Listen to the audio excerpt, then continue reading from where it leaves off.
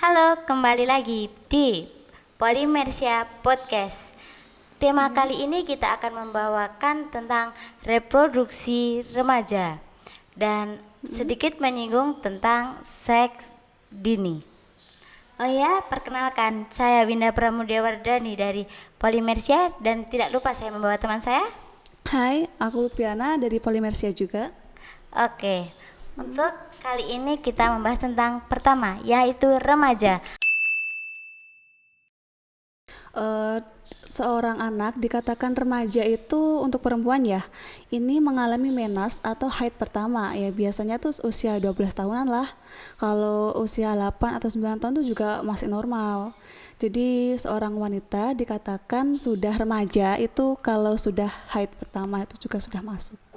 Oke, Iya. untuk kali ini tentang kesehatan reproduksi wanita. Oke, menjaga reproduksi wanita ya. Yang pertama itu pakai celana dalamnya tuh nggak boleh terlalu ketat, Win. Harus nggak terlalu ketat dan nggak terlalu longgar. Pilih bahan yang bagus kayak katun itu karena bisa menyerap keringat, ya kan? Oh Mm-mm. iya, Terus kalau misalnya haid itu memilih pembalutnya itu yang pertama dilihat dulu nih SNI atau enggak, terus dilihat dulu kadaluarsanya kapan, terus pilih pembalut yang tidak ada kayak pewangi tambahan itu karena bisa menyebabkan iritasi juga, Win. Jadi gini, Win, keputihan itu ada dua, ada yang normal, ada yang nggak normal. Kalau yang normal itu biasanya tuh warnanya kayak putih, cenderung bening gitu, teksturnya lengket kadang, terus nggak berbau, terus nggak sakit juga. Kalau yang berbahaya atau yang nggak normal itu yang warnanya putih putih kayak kuning kuning kehijauan gitu loh. Terus baunya nggak sedap, terus kadang itu bisa kayak nyeri gitu loh. Jadi ya itu bedanya. Kalau biar kita itu nggak kena keputihan yang nggak normal itu, yang pertama itu jaga pH organ kewarnaan kita. Sebenarnya kalau untuk membersihkannya itu cukup menggunakan air air mengalir aja, nggak usah pakai sabun yang wangi-wangi gitu karena bisa mempengaruhi pH dari organ reproduksi tersebut. Terus cukup di kayak dibasuh air terus kita pakai lap atau itu loh, handuk khusus gitu. Jadi biar kering gitu. Kalau misalnya celana dalam kita udah kayak lembab tuh segera diganti biar tetap kering dan terhindar dari berkembang biaknya bakteri atau jamur kayak gitu, Win. Kalau sebenarnya tuh menjaga kesehatan sejak dini itu investasi untuk masa depan gitu. Kalau kita sejak dini sejak kecil tuh menjaga kesehatan ya bisa mengurangilah resiko penyakit-penyakit yang akan datang kayak misalnya di laki-laki nih. Banyak tuh kan yang merokok terus minum alkohol apa segala macam itu juga bisa kayak kita nabung penyakit gitulah. Heeh. Iya, jadi kalau misalnya pengen nggak kena penyakit di kedepannya itu bisa menghindari rokok, terus biar itu reproduksinya sehat itu ya. Itu kalau laki-laki tuh menghindari rokok, terus makan makanan bergizi, sering olahraga, terus pakai celana dalamnya juga yang agak longgar gitu karena kalau kita pakai yang ketat tuh bisa mempengaruhi kayak eh, organ reproduksinya tuh kayak terganggu gitu loh, Win. Apalagi nih cowok-cowok kan sering itu mangku apa laptop ya mangkuk kan. laptop ya itu katanya sih radiasinya itu ngefeknya itu sampai tua loh. Iya bener banget. Itu karena ya kan sikonya ya misalnya laki-laki mangku laptop. Laptopnya nyala, ada radiasi. Radiasi kan mempengaruhi kayak sel-sel di organ reproduksi tersebut jadi bisa kayak impoten juga bisa, Win. Wow, ngefeknya sampai segitu ya Kak Sampai gitu ternyata. ya. Itu hanya memangku laptop. Belum lagi kalau kalian juga merokok. Makanya dari ini kita dilarang merokok ya. Oke. Dikurangi. Terus jangan mangku laptop kayak nggak ada meja aja. Oke, Iya, lanjut Kak.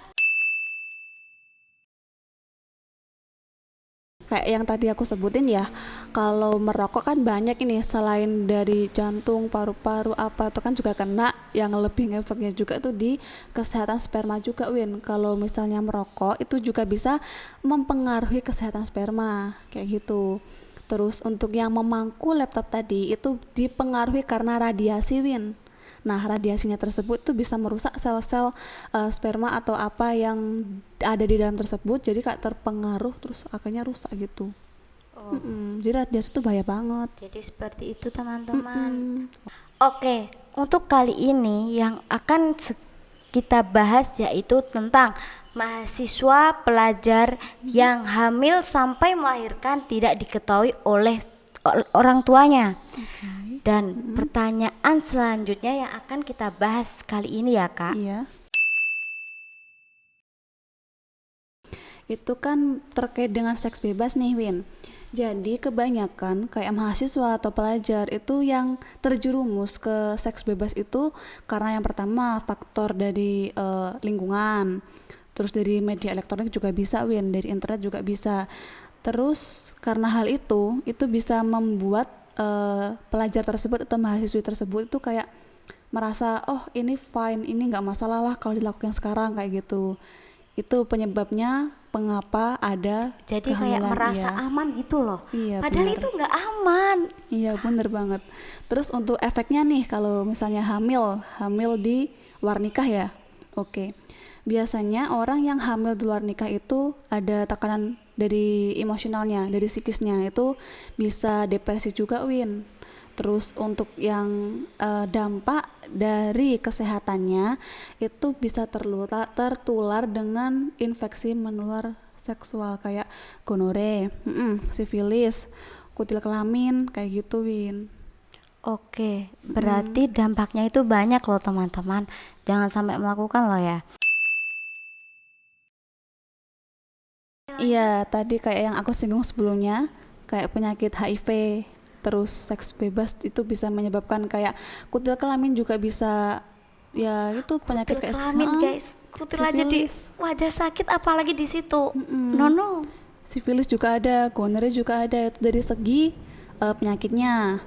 Terus dari kehamilan juga bisa beresiko, Win, kalau misalnya hamil di luar nikah kan otomatis kan orang tua nggak tahu. Terus dia jarang kontrol ke BPM atau struktur opjin.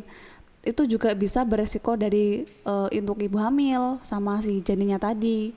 Terus bisa juga menyebabkan kayak itu, preeklamsi. Iya, preeklamsi itu kayak kombinasi dari tekanan darah tinggi atau hipertensi sama banyaknya kadar protein dalam urin, Win. Bisa menyebabkan kayak kejang-kejang, terus bengkak di muka, kaki, terus tangan kayak gitu. Bahkan itu juga berakibat fatal bagi ibu hamil sama bayinya nanti. Oke. Sebelumnya ya, dulu itu batas minimal menikah kan 16 tahun tuh bagi perempuan. Sekarang udah 19 tahun, Win. Usia minimal untuk menikah. Nah, jadi kalau misalnya kenapa menikah di usia dini tuh kayak diusahakan janganlah gitu tuh karena sebenarnya sel telur seorang remaja itu belum sebetulnya sempurna gitu, jadi bisa mengakibatkan kayak keguguran, terus mengakibatkan apa kayak tadi yang aku singgung sebelumnya, preeklamsi juga bisa, tekanan darah tinggi juga bisa. Jadi itu sangat bahaya teman-teman. Iya. Bayangin aja, udah nanti nikah dini, ya nikah itu nggak segera itu. Nanti kita itu kalau kita nggak siap mental ya teman-teman, bisa stres loh. Oh, Ya bener soalnya tuh banyak pengalaman gitu sih. Bukan aku loh ya, bukan. Jadi teman-teman usaha ini kayak menjaga kebersihan, Oke. reproduksi, terus nggak mangkul laptop, narkoba, alkohol, Oke. rokok itu jangan. Oke. Lalu untuk seks jangan, lebih baik menikah dahulu. Kalau menikah kan kita nggak malu.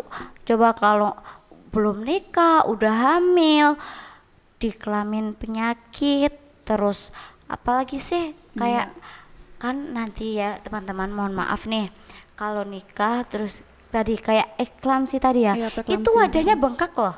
Kalau kamu nggak percaya itu wajah itu di wajah itu bengkak-bengkak gitu. Jadi kan yang punya wajah cantik sekarang udah nggak Selain itu, cantik iya. deh.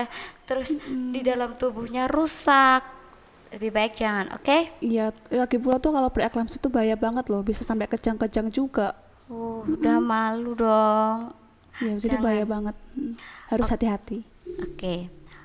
Jadi gini ya teman-teman, kalau kalian mau investasi ke depannya sehat, kalian mempunyai masa depan yang cerah, Oke. mulai dari sekarang berhenti untuk tidak mengonsumsi makanan yang berbahaya, Oke. mengurangi rokok, no alkohol, no narkoba. Oke.